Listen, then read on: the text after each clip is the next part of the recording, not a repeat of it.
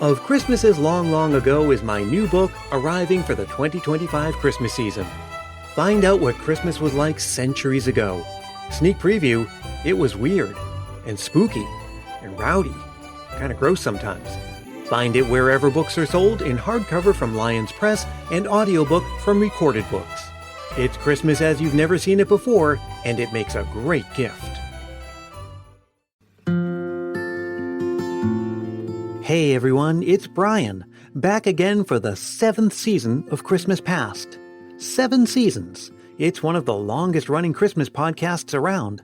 And whether you're back for the 7th season running or just discovering Christmas Past this year, welcome to an all-new lineup of holiday cheer as we convene this annual family gathering of ours. As in previous years, the main season begins on Thanksgiving Day and goes all the way to Christmas Day itself. The main season is where I bring you the fascinating backstories to our favorite Christmas traditions and share your Christmas memories. Speaking of which, start sending them now. Record yourself speaking on your phone's voice memo app and send it to christmaspastpodcast@gmail.com. Between now and Thanksgiving is what I like to call the preseason. You can look forward to a bonus episode like this one about once a week starting today. And today, I've got something very special to share with you. You know, one of the most wonderful things about delving into Christmas Past is that there's always some surprising relic just waiting to be discovered. I often encourage people to explore the wonderful world of old-time radio. There is a trove of excellent Christmas entertainment just waiting for you there. The same goes for Christmas literature. For every old Christmas story we still enjoy today, there are countless others that have been forgotten, but fortunately not lost. And I'm going to share one of those very stories with you today. And I'm going to do it with the help of someone who resurrected it. Betsy Cordes in San Francisco grew up with the story of Mr. Dog who brings Christmas to his animal friends at the Hollow Tree Inn. The story was originally published as Christmas at the Hollow Tree Inn in 1898 by Albert Bigelow Paine, a name that history buffs may recognize as that of Mark Twain's biographer. Even though it's an old story that had been out of print for many decades, Betsy grew up with it. I grew up with the story. So this is a story that goes back in my family as a Christmas Eve reading tradition. It goes back at least through my dad's generation. He grew up listening to his parents read it to him and his brother and his sister, and then he read it to me and my brother growing up. So it's been with us for a really long time. And we always read it out of a really old anthology that somehow really connected with my family way back when, and we've just been reading it pretty much every Christmas. And while you may happen upon an old anthology at a used bookstore or a garage sale, Betsy wanted to breathe new life into the story and make it available to a new generation of readers. My brother, Jason, we were talking on Christmas Day. So my dad had read the story the night before, as usual, and we were talking on Christmas morning about just how much we love it still after all these years. And my brother said, you know, Bets, that story is in the public domain. You could republish it. And that's exactly what she did. The story, as far as we know, had never been fully illustrated. There were one or two kind of spot illustrations, but they're just black and white engraved line drawings. The story had never been illustrated in full living color, and I really wanted to do that. After working with an award-winning children's book illustrator and conducting a successful Kickstarter campaign, Betsy republished the story as Mr. Dog's Christmas at the Hollow Tree Inn in a deluxe full-color cloth-bound edition. I'll tell you more about that, including how you can get a discount on a copy in just a little bit. But first, let me read you the story. You know the drill. Cozy up in your favorite blanket, pour yourself a mug of something festive, and come with me to Hollow Tree Inn to meet some new friends getting ready to discover the magic of Christmas. It's Mr. Dog's Christmas at the Hollow Tree Inn. Once upon a time, when the robin and turtle and squirrel and jackrabbit had all gone home for the winter, nobody was left in the hollow tree except the coon and possum and the old black crow. Of course, the others used to come back and visit them pretty often, and Mr. Dog too, now that he had got to be friends with all the Deep Woods people, and they thought a great deal of him when they got to know him better. Mr. Dog told them a lot of things they had never heard before, things that he'd learned at Mr. Man's house, and probably that's one reason why they got to liking him so well. He told them about Santa Claus, for one thing, and how the old fellow came down the chimney on Christmas Eve to bring presents to Mr. Man and his children, who always hung up their stockings for them. And Mr. Dog said that once he had hung up his stocking too, and he got a nice bone in it that was so good he had buried and dug it up again as much as 6 times before spring. He said that Santa Claus always came to Mr. Man's house, and that whenever the children hung up their stockings, they always were sure to get something in them. Well, the Hollow Tree people had never heard of Santa Claus. They knew about Christmas, of course, because everybody, even the cows and sheep, know about that, but they'd never heard of Santa Claus.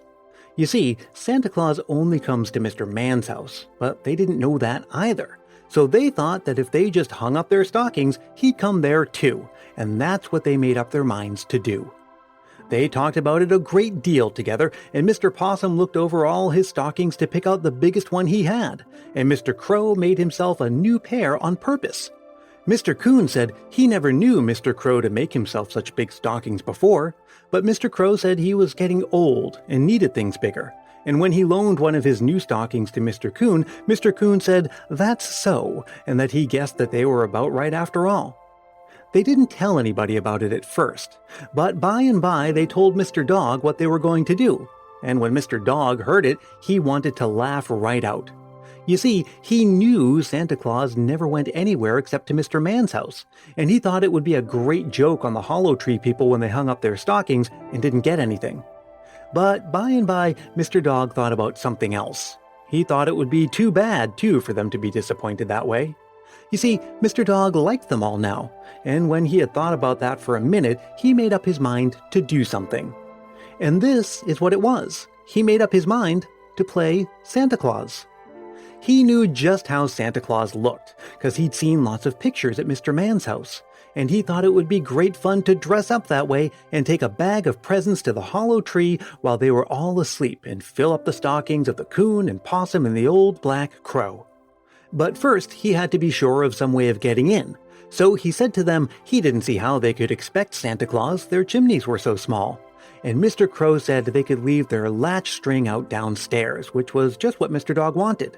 Then, they said they were going to have all the folks that spent the summer with them over for Christmas dinner to see all the presents they had got in their stockings. They told Mr. Dog to drop over too if he could get away, and Mr. Dog said he would, and then went off laughing to himself and ran all the way home because he felt so pleased at what he was going to do. Well, he had to work pretty hard, I tell you, to get things ready. It wasn't so hard to get all the presents as it was to rig up his Santa Claus dress. He found some long wool out in Mr. Man's barn for his white whiskers, and he put some that wasn't so long on the edges of his overcoat and boot tops and around an old hat he had. Then he borrowed a big sack he found out there too and fixed it up to swing over his back, just as he had seen Santa Claus do in pictures. He had a lot of nice things to take along. 3 tender young chickens he'd borrowed from Mr. Man, for one thing, and then he brought some new neckties for the Hollow Tree folks all around, and a big striped candy cane for each one, because candy canes always looked well sticking out of a stocking. Besides all of that, he had a new pipe for each and a package of tobacco. You see, Mr. Dog lived with Mr. Man and didn't ever have to buy much for himself, so he always had saved his money. He had even more things than that, but I can't remember just now what they were. And when he started out all dressed up like Santa Claus, I tell you his bag was pretty heavy, and he almost wished before he got there that he hadn't started with quite so much. It got heavier and heavier all the way, and he was glad enough to get there to find the latch string out. He set his bag down to rest a minute before climbing the stairs, and then opened the doors softly and listened. He didn't hear a thing except for Mr. Crow and Mr. Coon and Mr. Possum breathing pretty low, and he knew they might wake up any minute, and he didn't want to get caught there in the midst of things for a good deal. So he slipped up just as easy as anything, and when he got up to the big parlor room, he almost had to laugh out loud, for there were the stockings sure enough, all hung up in a row, and a card with a name on it over each one telling who it belonged to. Then he listened again, and all at once he jumped and held his breath, for he heard Mr. Possum say something. But Mr. Possum was only talking in his sleep and saying, "I'll take another piece, please." and Mr. Dog knew he was dreaming about the mince pie he'd had for supper. So then he opened his bag and filled the stockings. He put in mixed candy and nuts and little things first, and then the pipes and tobacco and candy canes so that they'd show up on top, and hung a nice dressed chicken outside. I tell you, they looked fine. It almost made Mr. Dog wish he had a stocking of his own there to fill, and he forgot all about them waking up and sat down in a chair to look at the stockings. It was a nice rocking chair, and over in a dark corner where they wouldn't be apt to see him, even if one of them did wake up and stick his head out into the room. So Mr. Dog felt pretty safe now anyway. He rocked softly and looked at the nice stockings and thought how pleased they'd be in the morning, and how tired he was. You've heard about people being as tired as a dog, and that's just how Mr. Dog felt. He was so tired he didn't feel a bit like starting home, and by, he never did know how it happened, but by and by, Mr. Dog went sound asleep right there in the chair, with all his Santa Claus clothes on. And there he sat, with his empty bag in his hand and the nice full stockings in front of him, all night long. Even when it came morning and began to get light, Mr. Dog didn't know it, but he slept right on. He was that tired. Then pretty soon the door of Mr. Possum's room opened and he poked out his head. And just then the door of Mr. Coon's room opened and he popped out his head. Then the door of the old black crow opened and he poked out his head. They all looked toward the stockings and they didn't see Mr. Dog or even each other at all. They saw their stockings, though, and Mr. Coon said all at once, "Oh, there's something in my stocking." And then Mr. Crow says, "Oh, there's something in my stocking, too." And Mr. Possum says, "Oh, there's something in all our stockings." And with that, they gave a great hurrah all together and rushed up to grab their stockings and turned around just in time to see Mr. Dog jump straight out of his chair, for he did not know where he was the least bit in the world. "Oh, there's Santa Claus himself," they all shouted together and made a rush for their rooms, for they were scared almost to death. But it all dawned on Mr. Dog in a second, and he commenced to laugh and hurrah to think what a joke it was on everybody. And when they heard Mr. Dog laugh, they knew him right away, and they all came up and looked at him, and he had to tell them just what he had done and everything. So they emptied their stockings on the floor and ate some of the presents and looked at the others until they almost forgot about breakfast, just as children do on Christmas morning. Then Mr. Crow said all at once that he'd make a little coffee and that Mr. Dog must stay and have some. And by they made him promise to spend the day with them and be there when the robin and the squirrel and Mr. Turtle and Jack Rabbit came, which he did. And it was snowing hard outside, which made it a nicer Christmas than if it hadn't. And when all the others came, they brought presents too. And when they saw Mr. Dog dressed up as Santa Claus and heard how he'd gone to sleep and been caught, they laughed and laughed. And it snowed so hard that they had to stay all night, and after dinner they sat around the fire and told stories. And they had to stay the next night too, and all that Christmas week. And I wish that I could tell you all that happened that week, but I can't, because I haven't time. But it was the very nicest Christmas that ever was in the Hollow Tree, or in the big deep woods anywhere.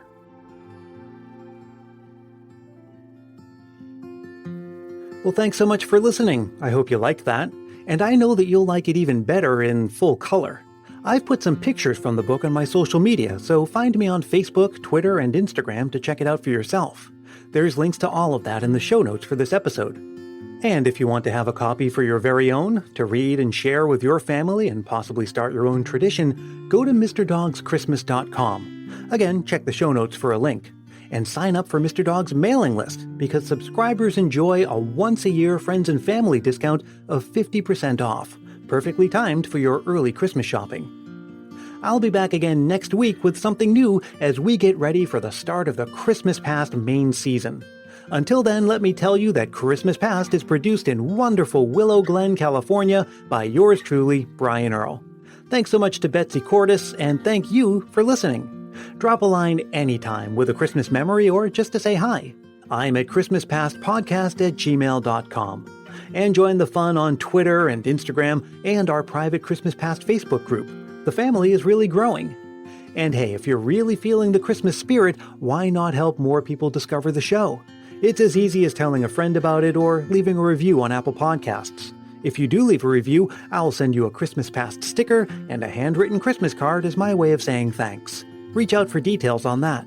And until we meet again, may your days be merry and bright.